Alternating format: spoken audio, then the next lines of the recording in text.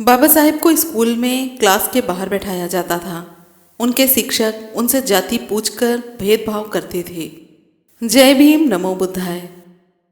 बाबा साहेब जब घर लौटकर माँ से पूछते हैं कि क्यों हमें पढ़ने का अधिकार नहीं, माँ ने कहा क्योंकि हम उनसे नीची जाति में आते हैं। बाबा साहेब ने पूछा कि ये कहाँ लिखा है जिससे कि पता चलता है कि हम कौन सी जाति में आते हैं। माँ ने जवाब दिया, किसी किताब में लिखा है कि हम सब छोटी यानी कि नीची जाति से आते हैं।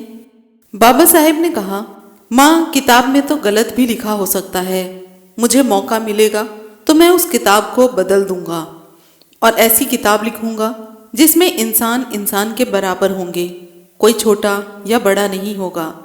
और वाकई में बाबा साहेब ने वैसा ही किया। उस किताब को जलाकर जिसमें कि जाति भेद था, एक नई किताब की रचना की। उस किताब का नाम है भारत का संविधान। जिसे पढ़ने के लिए बाहर बैठाया उसने 32 डिग्रियां हासिल की, विदेश में पढ़ाई की और 4-4 डिग्री पीएचडी की हासिल की। गर्व तो तब महसूस होता है बाबा साहेब पर जब 4-4 पीएचडी की डिग्री मिलने पर 32 डिग्रियां हासिल होने पर भी उन्होंने कलम को नहीं छोड़ा। एक भी डिग्री उनकी फेक नहीं थी, यानी कि सारी डिग्रियां ओरिजिनल थी जो कि उन्होंने अपने हुनर और काबिलियत से हासिल की। जब भारत में संविधान बनने की प्रक्रिया शुरू हो रही थी और बाबा साहेब को इसके लिए चुना गया था, तो बहुत सारे लोग ये समझते थे कि किसी ने बाबा साहेब पर एहसान किया है, जो किसी ने बाबा साहेब अम्बेडकर को संविधान प्रारूप समिति का अध्यक्ष बनाया। वे लोग जो कि बाबा साहेब पर यह इल्ज़ाम लगा रहे थे, वो इस बात से वाकिफ नहीं थे कि उस वक्त पूरे मुल्क में उनसे ज़्यादा काबिल और हुनरमंद इंसान दूसरा कोई नहीं था जो कि संविधान सभा की प्रारूप समिति का अध्यक्ष बनाया जा सके। उतने पढ़े लिखे, उतने हुनरमंद थे बाबा साहेब। पुराने लोग ये बात जानते भी होंगे कि जब बाबा साहेब विदेश से वापस आए तो नौकरी करने के लिए गए, और नौकरी भी ऐसी वैसी नहीं थी, ऑफिसर रैंक की थी। वहां पर भी चपरासी फाइल फेंक कर दिया करता था।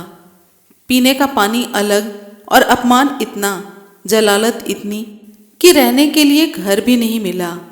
जाति देखकर जब इतना सब कुछ हुआ, फिर एक समय वो भी आया जब इतना अत्याचार सहते सहते बाबा साहेब टूट गए। वापसी के लिए जब ट्रेन पकड़ने के लिए आए तो एक जगह पर बैठकर पेड़ के नीचे बहुत रोई, जिस जगह को आज सभी संकल्प भूमि के नाम से जानते हैं। यही वो जगह है जहाँ के दर्शन के लिए लोग आज भी जाते हैं। बाबा साहेब अगर चाहते तो देश छोड़कर दूसरे देश में जाकर बस सकते थे। विदेश में किसी भी देश में चले जाते, क्लास 1 की नौकरी होती, कोई जाति पूछकर भेदभाव नहीं करता, शान से जिंदगी जीते अगर उन्हें अपनी चिंता होती। बाबा साहेब देश छोड़कर नहीं गए क्योंकि वो भागने वाले नहीं थे, वो बदलने वाले थे। वहां पेड़ के नीचे बैठकर उन्होंने संकल्प लिया, मैं इतना पढ़ लिख कर लौटा हूं तो मेरे साथ इतना भेदभाव, मेरे समाज में जो अनपढ़ लोग हैं उनका क्या होगा, उनके साथ कितना भेदभाव होगा।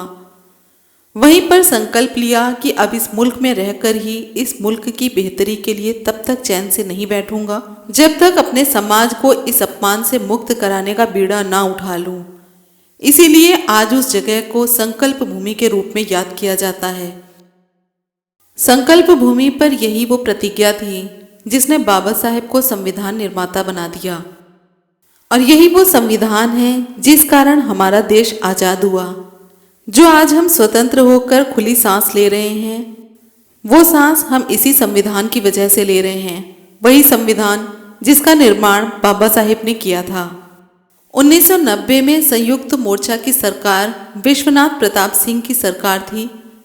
मान्यवर कांशीराम का आंदोलन और उन सबके कारण बाबा साहेब को भारत रत्न मिला। इस देश की आज़ादी के 40 साल गुजर गए, मगर उन्हें पता ही नहीं था आपके भारत रत्न के मोहताज नहीं थे बाबा साहेब। वो अपने हुनर और काबिलियत के आधार पर भारत रत्न ही नहीं, विश्व रत्न बन चुके थे। अब वक्त है लोगों को पहचानने का, अपने इतिहास को पहचानने का।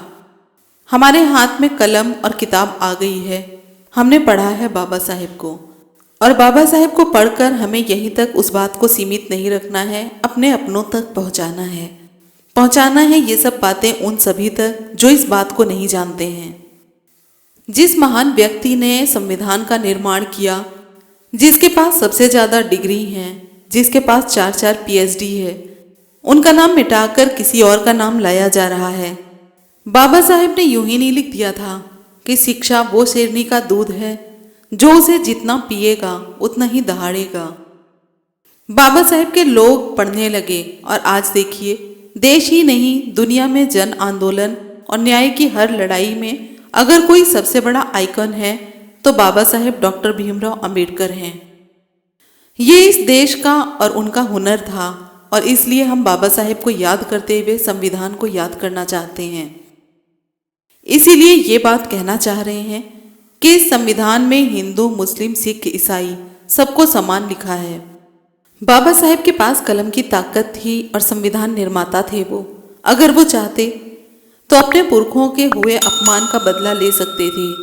वो संविधान में लिख सकते थे कि 2000 साल तक तुमने हमें अछूत बनाकर रखा, कम से कम 200 साल तक हम तुम्हें अछूत बनाए रखेंगे, क्योंकि कलम हमारे हाथ है, सारी ताकत हमारे हाथ है।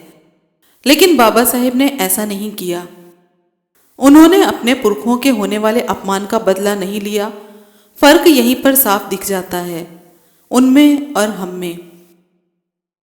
उनके पुरखों को मौका मिला तो उन्होंने मनुस्मृति लिखी और हमारे पुरखे को मौका मिला तो उसने भारत का संविधान लिखा, जिसमें सबको बराबर लिखा, किसी का कोई बदला नहीं ले रहा। और सबसे बड़ी महत्वपूर्ण बात यह है जो कि इस देश को बतानी चाहिए कि बदला लेने की एक भी लाइन भारत के संविधान में नहीं लिखी है। ये जो प्रस्तावना है, इस प्रस्तावना में भी केंद्र है तो न्याय का मूल्य है, समता का मूल्य है, भाईचारे का मूल्य है।